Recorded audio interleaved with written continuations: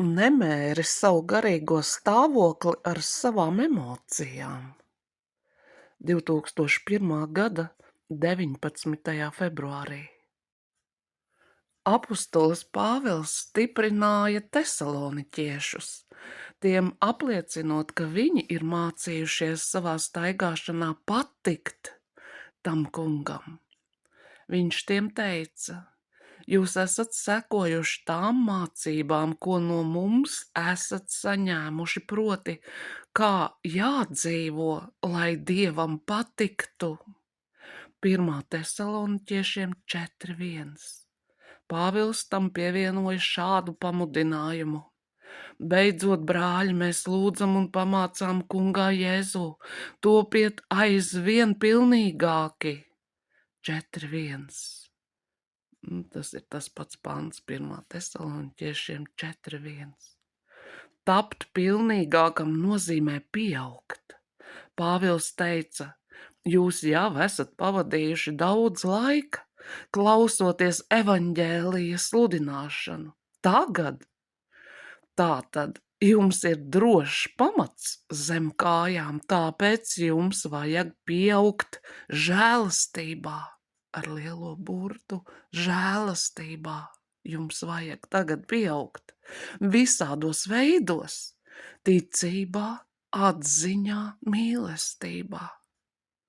Pāvils arī runāja par pieaugumu korintiešiem, bet tā kā jūs esat sekmēm bagāti visās lietās, ticībā, vārdā, atziņā, visādos centienos un savā mīlestībā uz mums, tad esiet bagāti arī šinī labdarības lietā. 2. korintiešiem 8:7. Viņš teica: Dieva gars ir izdarījis milzīgas izmaiņas jūsu dzīvē, tāpēc jums vajadzētu vairāk atļaut Dievam darboties pie jums un jūs mainīt. Jūsu laiku, jūsu finanses, jūsu talantus. Šīs vietas dara skaidru. No katra, kas ir ticis barots ar Dieva vārdu, tiek sagaidīts pieaugums žēlastībā. Dievs ir izdalījis draudzē mācītāja, skolotāja, pravieša un evaņģēlista dāvanas. Šī visai augstā mērķa dēļ, lai viņa draudze augtu. Neviens ticīgais nedrīkst palikt kā mazulis Kristū, zīdainis, un nepieaugt.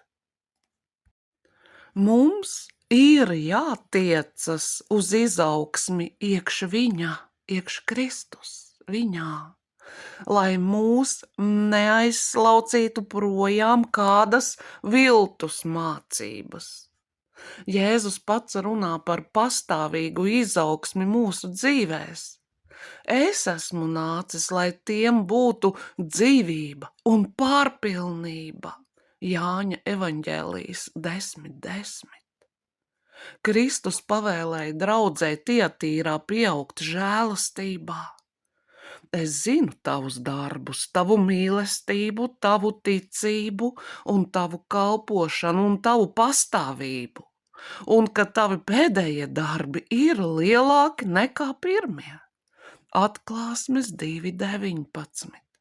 Jēzus teica: tagad jūs esat daudz izaugušāki nekā kad sākāt.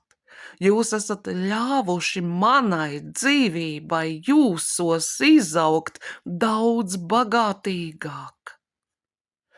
Uz šo ceļu norāda arī Salamana pamācības. Bet taisno teka mirdz kā rīta ausmas gaišums, kas ar vienu kļūst spilgtāks līdz pilnīgi uzaust diena. Salamana pamācības 4:18. Un Ieps pasludina: bet taisnais turas pastāvīgi uz sava ceļa. Kam ir tīras rokas, tas ar vienu pieaug spēkā. Ieba 17:9. Mēs redzam, ka Kristus miesā nav vietas slinkumam, nevērībai, garlaicībai. Un kā attiecībā uz izaugsmi savā kungā jūties tu? Vai ievēro pastāvīgu ticības, cerības, mīlestības, ziedošanās pieaugumu? Ja tas tā arī ir, tad kā iespējams izmērīt savu izaugsmi? Traģiski, ka tik daudz kristiešu savu garīgo izaugsmi vērtē caur kādiem apstākļiem.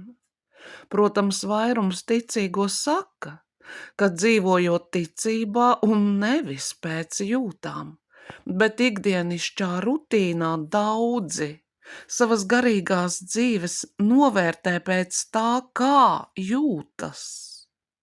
Un tās tiem liecina, ka viņi garīgi nepieaug. Viņi regulāri apmeklē baznīcu, dzird Dieva vārda sludināšanu, lasa savas bībeles, centīgi lūdz, bet tomēr jūt, ka ne par matu nepieaug. Kāds svētais man teica, man jābūt daudz salauztākam savā kungā.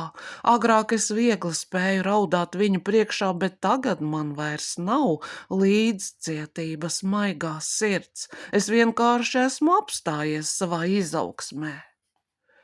Citi sevi nosoda, ka dzird tik daudz sprediķu, bet no tā viņiem ir maz labuma.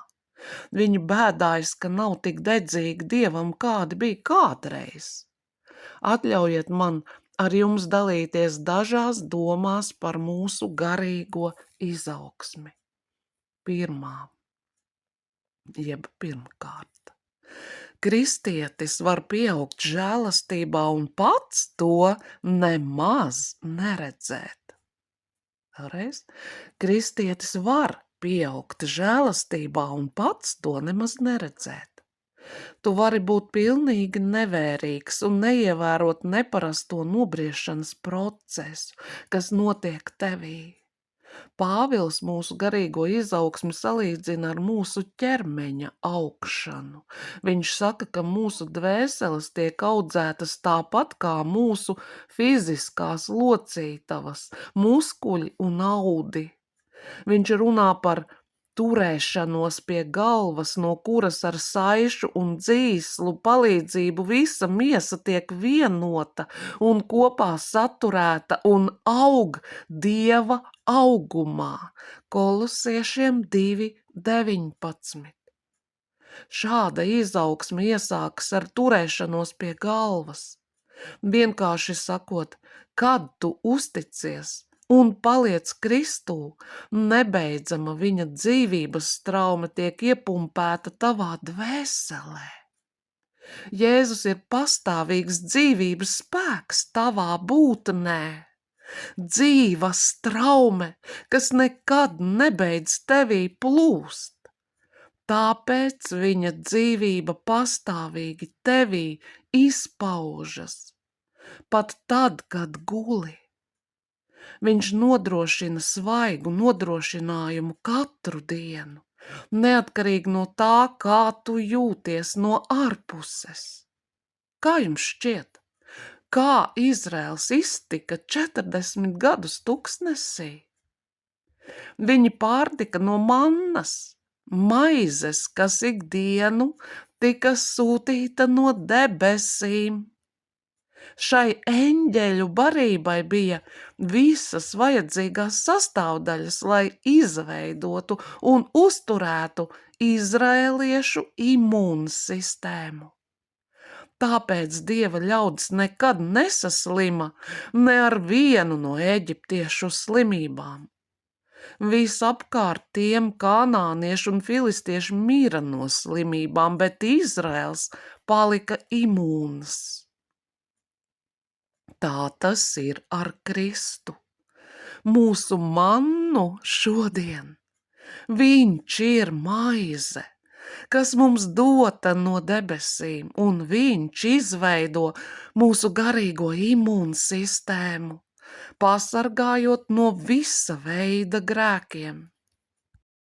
Mēs no ārpuses varam neredzēt šīs mannas ārējās pazīmes, kā tā darbojas mūsos, tāpat kā mēs neredzam savos fiziskajos ķermeņos, kā mūsu imūnsistēma kļūst arvien spēcīgāka. Bet Dieva vārds apsola, ka visi, kas mīl Jēzu, spēcīgi pieaugs savā garīgajā imunitātē. Padomā par to. Tevi joprojām kārdina dažādi garīgi spēki, bet laikam ejot tu atrodi, kā ir izaugusi tava pretošanās spēja pasaules viltībām. Tu esi izaudzis daudz lielākā ienaidā pret ļaunumu, ko redzi visapkārt. Tu vairāk nedomā un nerunā tā, kā to dara pasaule.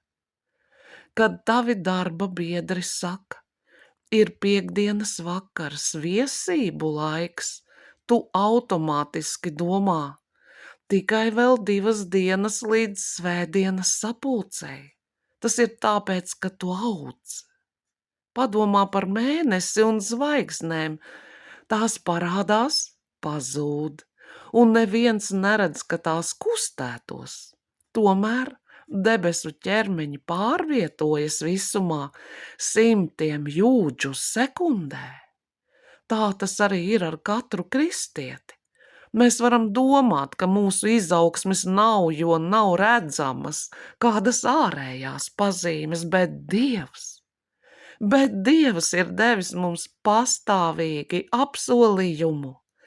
Taisnais zaļo kā palma, aug kā Libanona ciedrs, dēstīti tā kunga namā viņi zaļo mūsu Dieva pagalmos. Psalms 92:13. Jēzus tevi ir izrāvis no tumsības valstības un iedēstījis viņa valstības labajā augsnē. Un tagad tu sūc spirktumu un dzīvību no debesu augsnes. Vēlreiz šo teikumu. Un tagad tu sūc spirktumu un dzīvību no debesu augsnes. Pāvils raksta, sakņodamies viņā, augdami viņā, stipri kļūdami ticībā, pāri plūzdami savā pateicībā. Kolosiešiem 2:7. Apostolis mums saka, kad tu paliksi Kristū, tu augsi un uzziedēsi kā pumpurs, kas pārtop ziedā. Jēzus dzīvība tad izplūdīs no tevis. Otrā lieta, jeb otrkārt. Mēs varam nepareizi novērtēt savu garīgo izaugsmi dzīves vienmuļības un rutīnas dēļ, kas raksturo visu mūsu dzīvi. Vēlreiz. Mēs varam nepareizi novērtēt savu garīgo izaugsmi dzīves vienmuļības un rutīnas dēļ, kas raksturo mūsu visu dzīvi. Katru dienu tu atkal un atkal dari vienas un tās pašas lietas.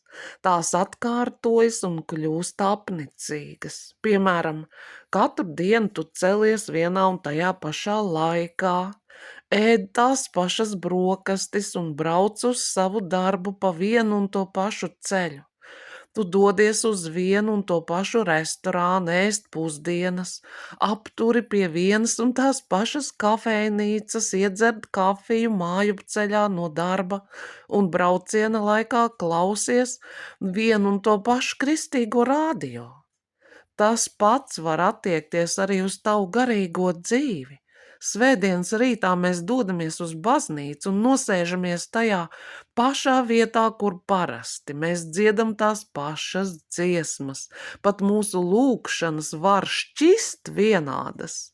Mēs darām vienas un tās pašas lietas atkal un atkal. un mēs tiekam kārdināti domāt. Es nedaru neko jaunu, es lasu savu bībeli un lūdzu, es dziedu tajā pašā korī, nekas nemainās, esmu darījis šīs lietas gadiem ilgi, es nemainos, es nepieaugu. Kādus melus tevī čukst tavas sajūtas? Šāda domāšana vien tev var nolaupīt Dieva žēlastību. Fakts ir tāds, ka mēs visi ikdienišķajā rutīnā izdarām nebeidzamas atkārtošanās. Tāda ir dzīve. Tāda ir dzīve. Īstais izaugsmes pierādījums ir tas, ka mēs neesam apstājušies. Īstais izaugsmes pierādījums ir tas, ka mēs neesam apstājušies. Mēs joprojām sevi uzticam Dieva darbam, dienu no dienas, nedēļu pēc nedēļas, gadu pēc gada. Redziet, pieaugšana žēlastībā nenozīmē darīt ko vairāk vai kādas labas lietas Dievam. Patiesa izaugsme nāk no vienu un to pašu lietu darīšanas atkal un atkal no jauna, ar lielu sirds pārliecību, ka visu, ko darām, darām tam Kungam. Tas ir kā mācīšanās rakstīt 1. klasē. Tu sāc ar aplīšu un līniju vilkšanu, pamazām mācoties rakstīt lielos burtus, bet pēc kāda laika burtiņi kļūst mazāki un ciešāk satuvojas kopā. Tālāk tu jau mācies salikt kopā vārdus un pašās beigās veidot teikumus. Lai gan tu esi ilgu laiku nopūlējies darīt vienmuļas un atkārtotas darbības, tu tomēr esi iemācījies rakstīt.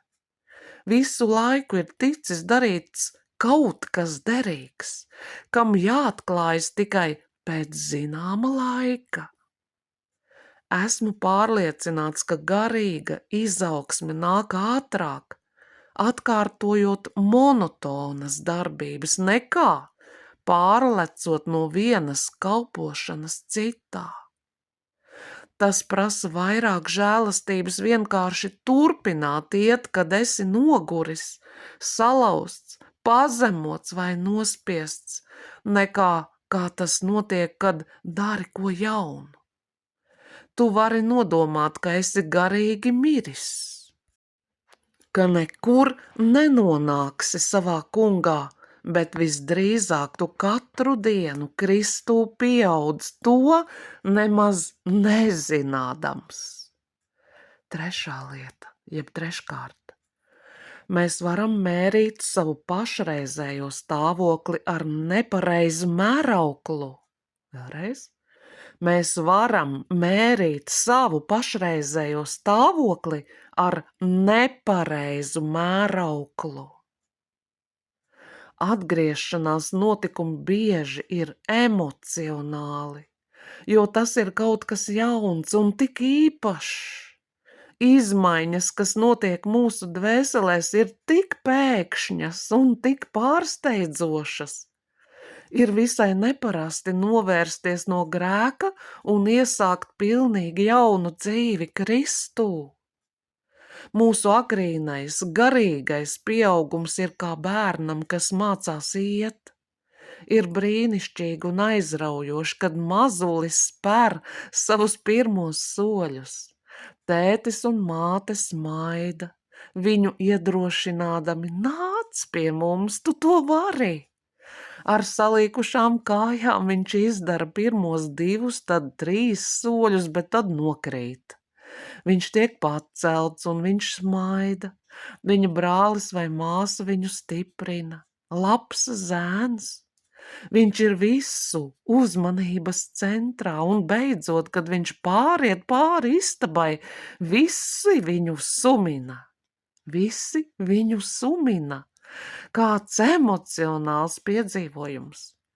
Bet drīz vien bērns vairāk nav visu uzmanības centrā. Tagad, kad krīt, viņš pats pieceļas un iet tālāk, un tā viņš pārstaigā māju un izdara daudz sliktu lietu. Viņš izrauj istabas augus, velk sev līdzi traukus un pannas, norauj drēbes no pakaramajiem, un viņš to dara ar lielu prieku un centību. Pēkšņi lietas viņam vairāk nav tik neparastas un sajūsminošas. Viņa pirmos soļus pavadīja smiekli un prieki, bet tagad staigāšana vairs nav tik emocionāls piedzīvojums kā sākumā. Tava garīgā izaugsme norit līdzīgi. Kad tu biji bērns, savā kungā tu juti, ka Dievs tev veltīja īpašu uzmanību. Katru reizi, kad tu kriti, viņš tev bija klāt un tevi pacēla. Tomēr, kā raksta Pāvils, tev nav jāpaliek par bērnu mūžīgi. Kā mazam bērnam tiek piekodināts neiziet uz ielas, arī tev māca nestaigāt pa svešām vietām. Tagad, katru reizi, kad pakrīti, tu vēl skaties apkārt meklēdams pēc kāda, kas tevi pacels, bet neviena nav. Dievs tev māca palikt uz viņa vārda pamata un staigāt tālāk ticībā un vairāk neraudāt kā mazam bērnam. Protams, ticības dzīvē ir iespējams izaugt remdenam un bezrūpīgam. Daudzi ticīgie paliek šajā stāvoklī visu mūžu. Jēzus brīdina par pirmās mīlestības zaudēšanas briesmām. Tava sirds vairāk neskumst pēc Dieva, tas tev ir kļuvis nesaistošs. Pierādījums tam, ka tu pieaudz viņa žēlastībā, ir tas, ka tu esi norūpējies par savu atkrišanu. Tāpēc arī tu pastāvīgi izmeklē savu sirdi. Sātans ir satvēris daudzus kristiešus, tiem iedvešot pārliecību, ka viņi ir pazaudējuši kaut ko no tā kunga. Tas ir šausmīgs grēks šaubīties par Dieva mīlestību uz tevi un vērtēt savu stāvokli Kristū ar savām jūtām. Vēlreiz izlasīšu šo teikumu. Tas ir šausmīgs grēks šaubīties par Dieva mīlestību uz tevi un vērtēt savu stāvokli Kristū ar savām jūtām. Tavam ikdienas stāvoklim ar Jēzu nav nekāda sakara ar tavu deksmi, asarām vai jūtu intensitāti. Tas pastāv tikai ticībā. Iedomājies, cik tu būtu pazudis, ja tava pestīšana pamatotos uz tavām izjūtām.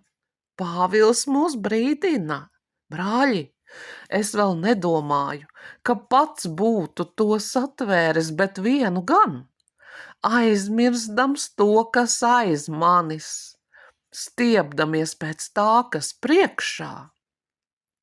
Filipiešiem 3:13.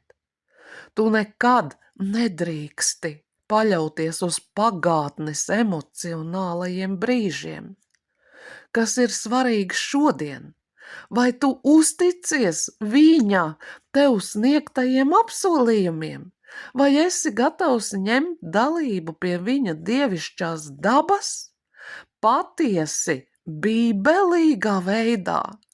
Ne caur emocijām vai ārējām izpausmēm, bet metot sevi viņa godības apsolījumos. Ar to viņš mums ir dāvinājis ļoti lielus un dārgus apsolījumus, lai jums ar tiem būtu daļa pie dievišķas dabas. Jums, kas esat izbēguši no tā posta, kas kārību dēļ ir pasaulē. 2. Pētera 1:4. Pēteris saka skaidri. Mēs Kristus dabu iegūstam, pielietojot Dieva derības apsolījumus un nevis ar kādiem citiem līdzekļiem. Reiz kāds kalpotājs man teica: beidzot esmu sācis apliecināt ar savu muti ticībā. Es tagad vairāk lūdzu, un Bībele atkal man ir godā. Dievs man dod svaidītas vēstis savai draudzei. Es atkal izjūtu lielu mīlestību uz pazudušajiem. Jūtos tik atjaunots, tik spēcīgs. Bet tikai pēc dažiem mēnešiem šis pats cilvēks atradās atpakaļ savā bedrē. Dievs sniedz atmodas un svaigu svaidījumu mūsu dzīvēs, bet tas nav ēdiens, uz ko mums jātiecas. Mums ir pastāvīgi jādzīvo ticībā uz viņa derības apsolījumiem. Viņa vārds ir nesatricināms neatkarīgi no tā, kā mēs jūtamies. Mūsu kungs no savas puses turēs savus mums sniegtos apsolījumus arī tad, kad būsim viņam neusticami. Viņš spēj jūs pasargāt, ka neklūpat un nostatīt nevainīgus un līksmus savas godības priekšā. Jūdas 24. pants. Ir daudz pierādījumu par mūsu garīgo izaugsmi. Atļaujiet man nosaukt 3. Pirmais pierādījums par mūsu garīgo izaugsmi. Kad tu atrodi sevi nonākušu krīzē, tu tūlīt pats steidzies pie Dieva pēc miera un vadības. Un vēlreiz, kad tu atrodi sevi nonākušu krīzē, tu tūlīt pats steidzies pie Dieva pēc miera un vadības. Droša, garīgās izaugsmes pazīme ir tā, ka tu paņem katru radušos problēmu un krīzi un nekavējoties dodies pie Jēzus. Tu esi mācījies, ka tev ir vieta, kurp steigties. Kādi kristieši vienmēr atrodas krīzēs. Katru reizi, kad tu viņus satiec, tie tev stāsta par kārtējo šausmīgo gadījumu viņu dzīvēs. Man uzbruk viena lieta pēc otras, es nezinu, ko darīt. Viņi vēlas atklāt savu problēmu kādam citam, lai noveltu savu slogu. Bet viņi to nekad nenes pie Jēzus. It kā viņam nebūtu nekā, ko tiem piedāvāt. Nepārprotiet mani. Es nerunāju par kristiešiem, kas dodas cauri reālām problēmām.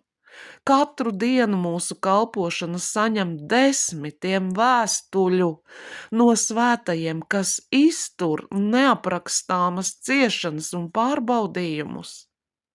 Drīzāk es šeit runāju par profesionālajiem cietējiem pēdiņās, par profesionāliem cietējiem draudzē. Viņiem patīk kurnēt. Vēlreiz. Viņiem patīk kurnēt. Kad tu viņos ieklausies, tev gribas teikt, vai tad tavs Dievs ir miris? Kāpēc tu nesmel no tiem resursiem, ko viņš tev ir nodrošinājis? Vai tu nezini, ka viņš tevi ir darījis par vairāk nekā uzvarētāju? Cik tas ir patīkami tavam kungam, kad tu pašā iesākumā ar savām rūpēm dodies pie viņa.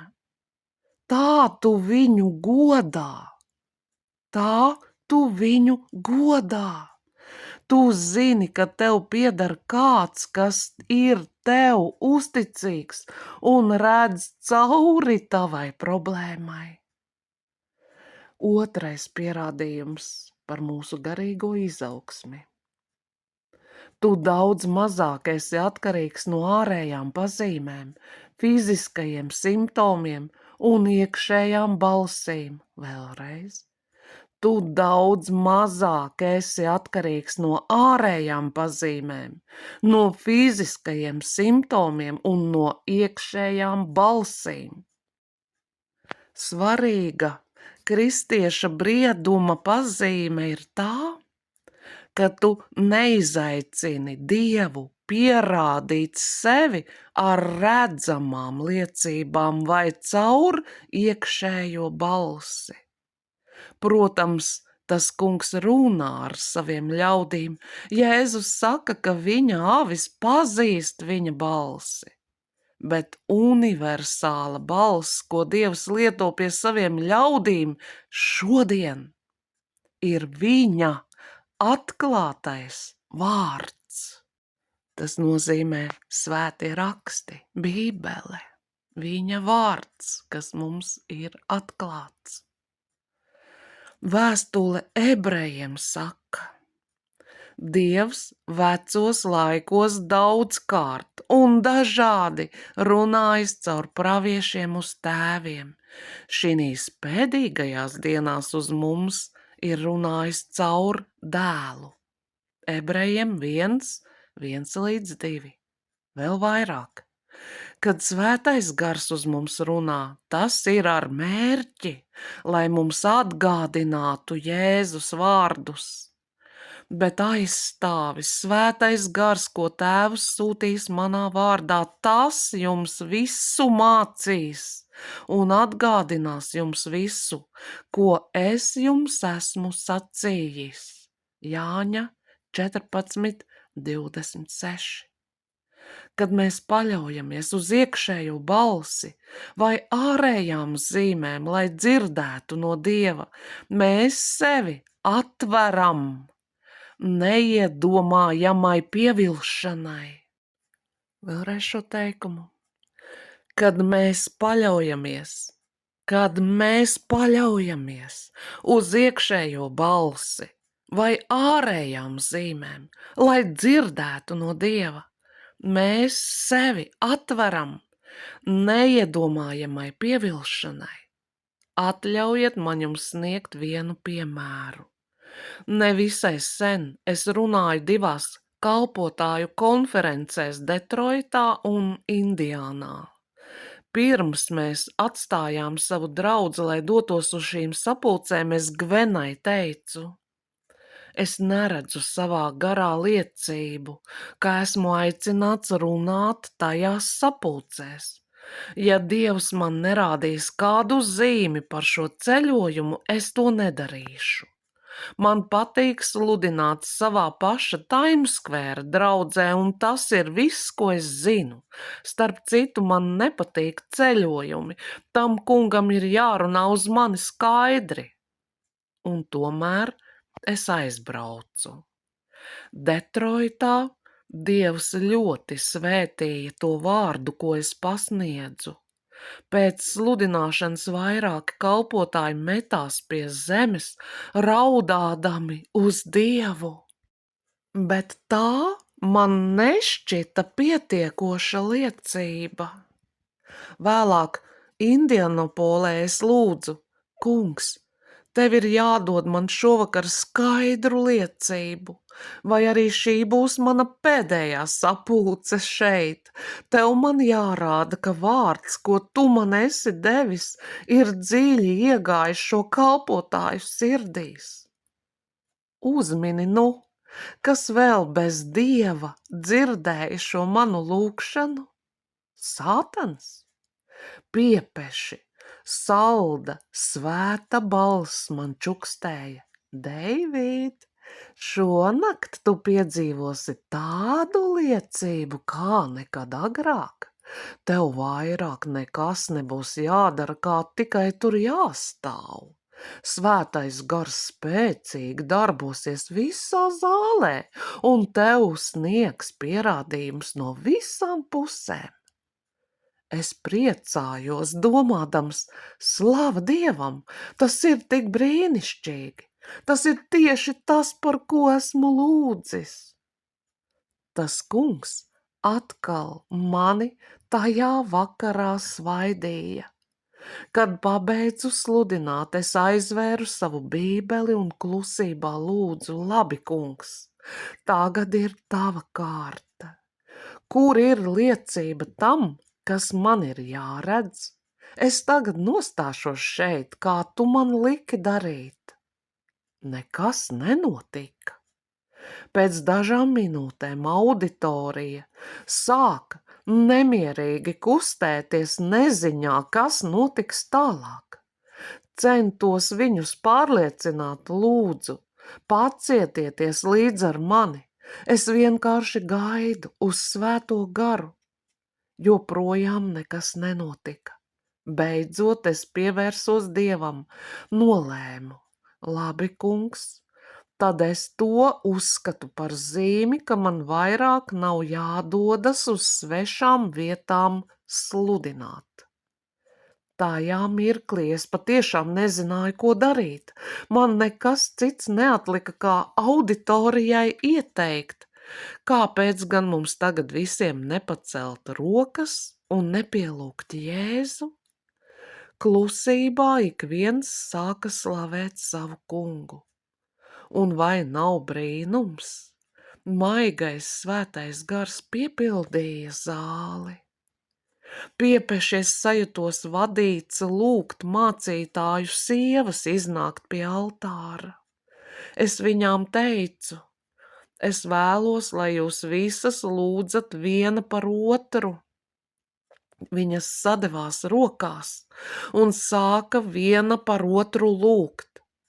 Tajā mirklī pār šīm sievietēm nolaidās tīkami, salda tā kunga klātbūtne.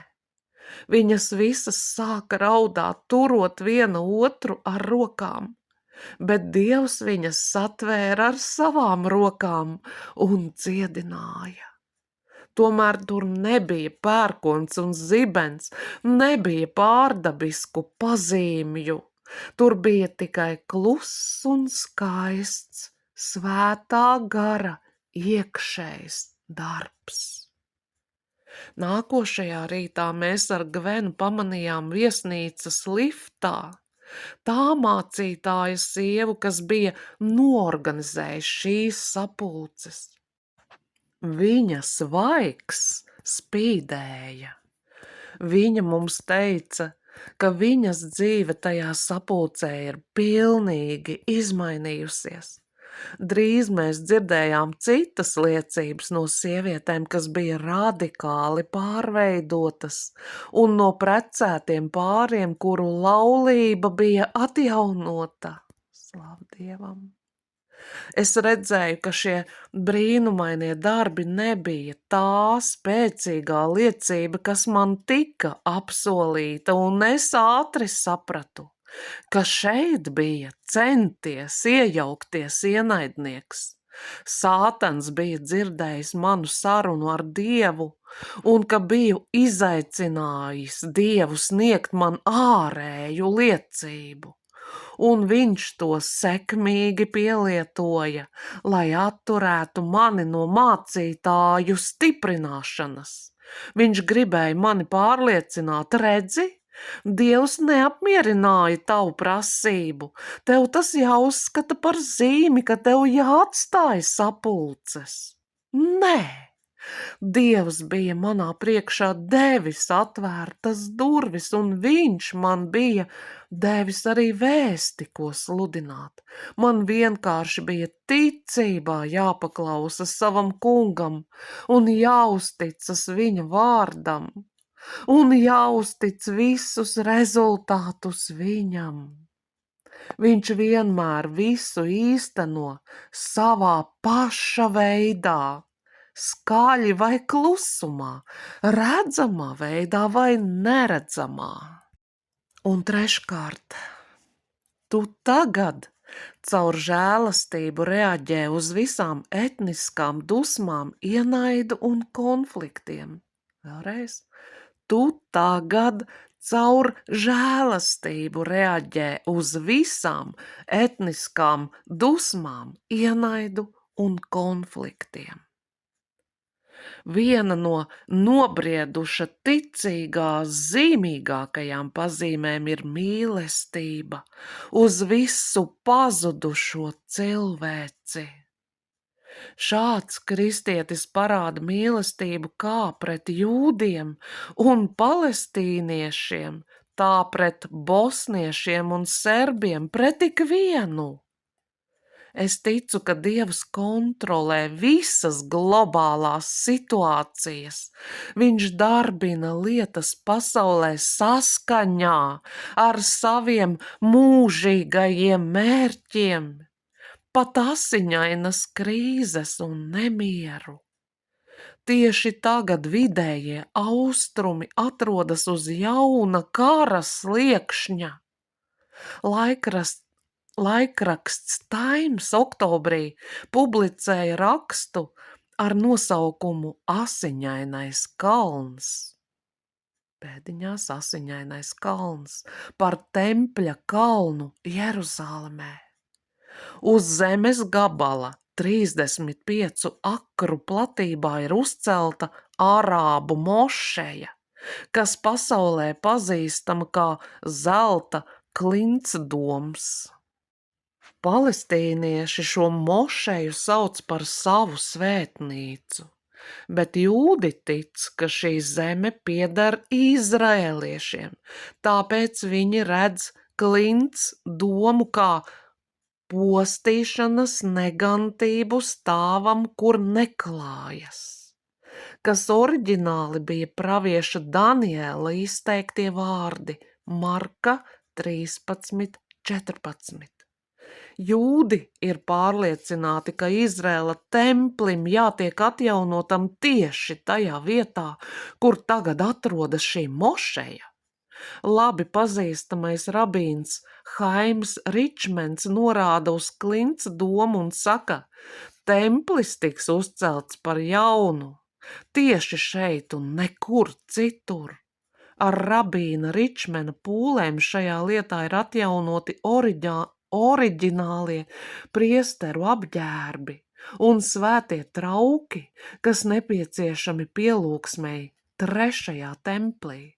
Ir izgatavota sudraba micraka, bļoda tas ir, lai savāktu asinis no upurdzīvniekiem, kā arī miljoniem dolāru vērtā menora, milzīga izmēra, tīra zelta svečturis.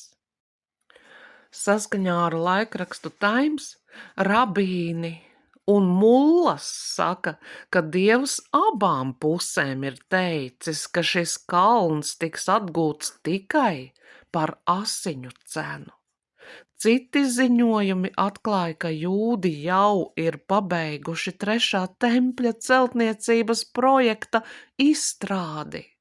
Kādi novērotāji baidās, ka kareivīgie ortodoksālie jūdi var izrakties cauri Salamana raktajiem pazemes tuneļiem zem mošejas, lai sagrautu tās pamatus. Šajā pašā laikā palestīnieši ir deklarējuši, ka Jeruzāleme drīz vien būs viņu jaunās valsts galvaspilsēta. Lūdzu, neuztveriet mani kļūdaini. Es netiecos uz kādu jaunu ļaunuma izpausmi vidējos austrumos, bet Bībele saka ļoti skaidri, ka Izrēlā būs karš. Tāpēc mums nav jābūt pārsteigtiem, ja kādu rītu pamostoties dzirdam šajā naktī Arābu mošeja ir sagrauta. Ēģipte, Sīrija, Irāna un Jordānija ir pasludinājušas kāru ar Izrēlu. Pat ja mēs redzam arī laicīgu mieru, es ticu, ka mēs strauji sasniedzam Bībeles pravietojumu īstenošanos un Jēzus atgriešanos. Pasaules spraigumi pieaugs, ienaids vairosies, būs cīņas, rasu nemieri, etniskie slaktiņi. Pasaules ekonomika sabruks. Tad, kā mums uz to visu attiekties? Kā kristiešiem? Vēlreiz. Tad kā mums uz to visu attiekties kā kristiešiem? Vai mums jāmīl to palestīniešu dvēseles, kas meta akmeņus no Jeruzālemes raudu mūra sienas augšas uz lūdzošajiem jūdiem? Vai mums jāmīl izrēliešus, kas aizdedzināja un nogalināja 2000 palestīniešus? Vai mums jāmīl serbus, kas Balkānos nogalināja tūkstošiem nevainīgus cilvēkus, un ļaudis Kosovā, kas cīnījās pret kareivīgajiem serbiem? Tikai izaudzis, nobriedis ticīgais spēs pieņemt šos Jēzus vārdus. Mīliet savus ienaidniekus, lūdziet par tiem, kas jūs vajā un nicina un jūs izmanto. Un ja jūsu ienaidnieks cīņā pret jums ir izsalcis, tad paēdiniet viņu. Es jums vaicāju, vai jūs varat pavadīt kaut vienu mēnesi palestīniešu lauku hospitālī, mierinot un barojot viņu kareivjus, kas vēlas iznīcināt Izrēlu? Vai joprojām spējat uzturēt pie dzīvības savus aizspriedumus, kad lasāt briesmīgas ziņas par nākamajām dienām? Vai jums ir tas pats gars, kas bija Kristum, kas lūdza, kad bija piesists pie krusta? Tēvs, piedod tiem, jo tie nezina, ko dara? Ja tu vēlies staigāt ar Jēzu, kā viņš staigāja, tu vienkārši nevari atļaut savām cilvēciskajām līdzjūtības kaislībām iekļūt sevī, kad klausies vakara ziņas. Kristus nomira par katru pazudušo dvēseli uz šīs zemes, ieskaitot abortus veicošos ķirurgus, slepkavas, pederastus, izvirtuļus, bērnu izmantotājus.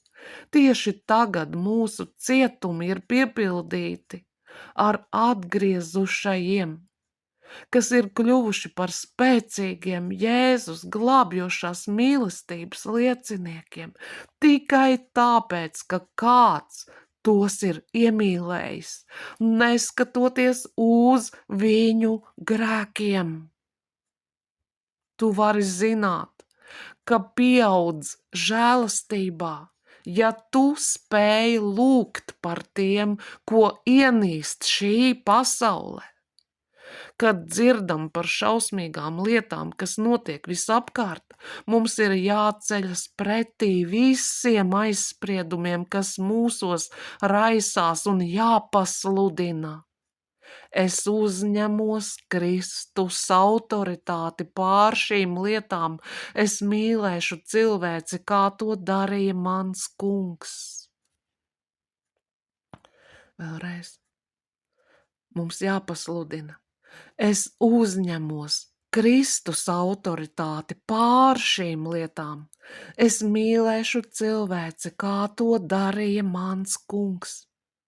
Lūk, liels apsolījums, kas noliek pie malas visas mūsu subjektīvās sajūtas vai šaubas un neskaidrību. Vai tu to nezini? Vai tu to neesi dzirdējis? Mūžīgais Dievs ir tas kungs, kas radījis zemes galus. Viņš nepiekūst un nenogurst, viņa gudrība ir neaptverama. Viņš nogurušajiem dod spēku un vairo stiprumu nespēcīgajiem. Jaunekļi piekūst un pagurst, un jauni vīri sabrūk, bet, kas paļaujas uz to kungu, tie dabū jaunu spēku, tā, ka viņiem aug jaunas spārnu vēdas kā ērgļiem, ka viņi skrien un nepiekūst, ka viņi iet un nenogurst. Jesajas 40, 28 līdz 31.